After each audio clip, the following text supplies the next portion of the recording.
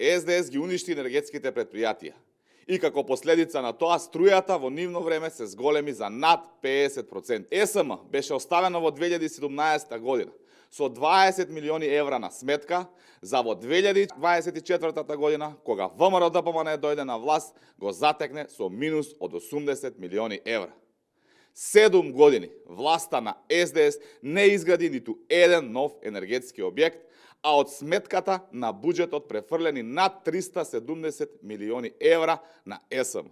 Очигледно е недомаќинското работење на власта на СДС, која заради бизнис профит на поединци организираше скап увоз на јаглен и на струја. Сето тоа народот го плати не само од буџетот, туку и преку поскапи сметки за струја. На криминалното работење во енергетиката се стави крај.